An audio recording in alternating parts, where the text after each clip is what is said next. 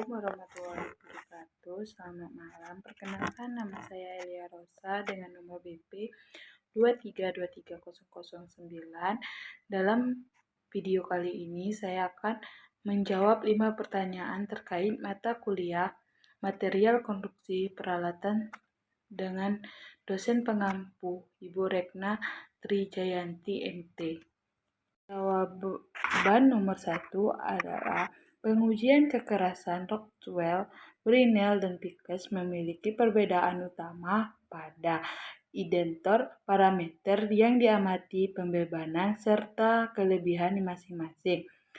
Metode Rockwell menggunakan indikator berbentuk bola baja atau kerucut berlian dengan parameter kekerasan ditentukan berdasarkan depth, kedalaman, dan penetrasi beban yang digunakan bervariasi sesuai dengan Rockwell 15 sampai 150 kg dan keunggulannya adalah pengujian cepat serta tidak memerlukan pengukuran visual.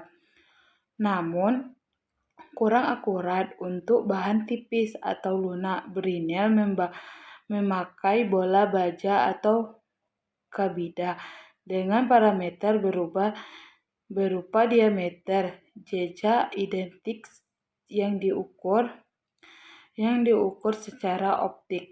Beban besar 500 sampai 3000 kg digunakan sehingga cocok untuk material kasar atau heterogen, tetapi jejak besar dapat merusak spesimen. Vickers menggunakan piramida berlian dengan sudut 136 derajat dan kekerasan dihitung dari diagonal jejak identasi. Beban kecil 1 sampai 100 kg. Kemungkinan pengujian material tipis atau area kecil dengan hasil sangat presisi maksimum menggunakan diagonal memerlukan mikroskop dan lebih memakan waktu. Nomor 2 adalah prinsip pengujian tarik pada material logam adalah memberikan beban aksial yang bertambah secara perlahan pada spesimen hingga mencapai titik patah selama pengujian. Spesimen berbentuk standar tarik menggunakan mesin uji tarik untuk merekam hubungan antara gaya titik, beban, dan perpanjangan spesimen. Data yang dihasilkan meliputi tekanan, regangan yang digunakan untuk menghitung sifat mekanik seperti kekuatan tarik maksimum, ultimate transit, yaitu tegangan maksimum sebelum material patah.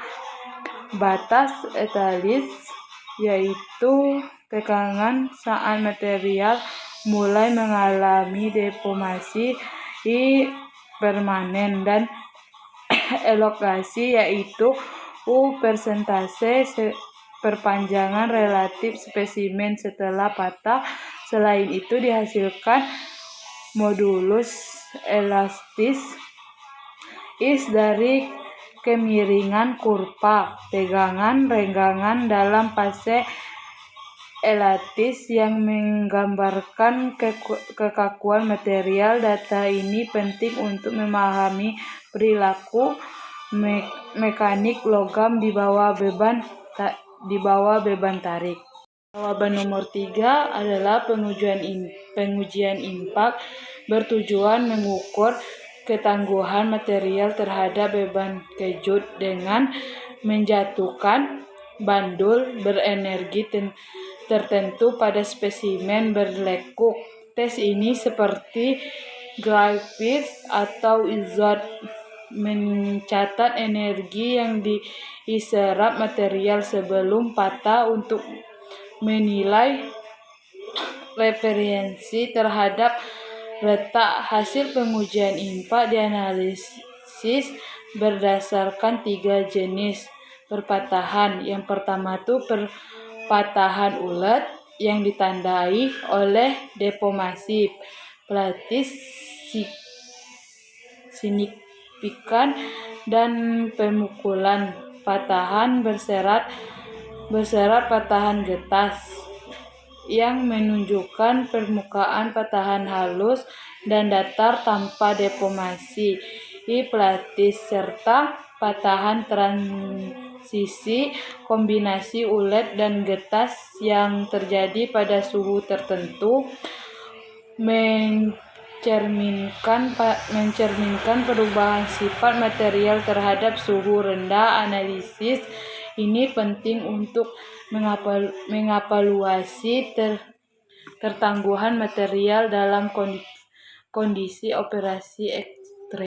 Yang keempat adalah DPT adalah metode pengujian non-produktif yang digunakan untuk mendeteksi cacat permukaan seperti retak, porositas, atau celah kecil pada material. Prinsipnya adalah cairan penetraan berwarna, biasanya berwarna cerah atau fluoresen, meresap ke dalam cacat permukaan akibat kapasitas. Prosedur dimulai dengan pembersihan permukaan untuk menghilangkan kotoran atau minyak yang dapat menghalangi presentasi. Selanjutnya, cairan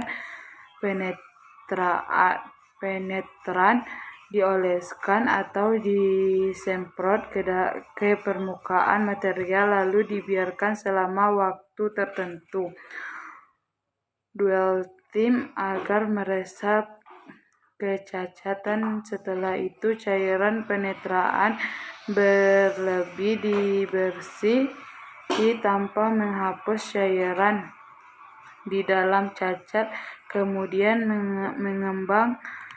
mengembang diaplikasi untuk menarik penetraan keluar dari cacat sehingga cacat tampak jelas. Hasil inspeksi dilakukan secara visual di bawah cahaya biasanya atau autoklav tergantung jenis penetraan. Metode ini sederhana, murah, dan efektif untuk berbagai material non-porus, tetapi hanya mendeteksi cacat permukaan.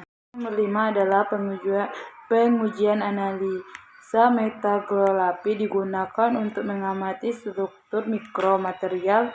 Prosedurnya dimulai dengan memotong spesimen sesuai ukuran yang diperlukan, lalu mengaplas permukaan dengan kertas abrasif bertahap dari kasar ke halus sehingga permukaan rata. Setelah itu spesimen dioles menggunakan cairan pemoles hingga permukaan mengilau seperti cermin. Langkah berikutnya adalah eksak kimia, yaitu mencelupkan atau mengoleskan larutan khusus untuk mengungkap detail struktur mikro material spesimen. Kemudian diamati menggunakan mikroskop. Dalam analisisnya ada 4 parameter penting.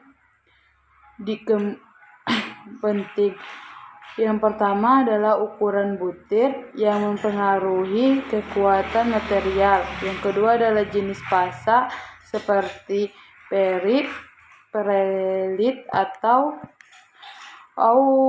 martensit yang menunjukkan bereaksi material. Yang ketiga adalah distribusi dan pola butir yang mempengaruhi arah sifat mekanik. Serta yang keempat cacat mikro seperti pori, pori atau retak yang dapat menurunkan kualitas material. Proses ini membantu memahami sifat material dan mempengaruhi proses pembuatannya. Video pendek dari saya. Jika ada kesalahan mohon dimaafkan. Saya akhiri. Wassalamualaikum warahmatullahi wabarakatuh.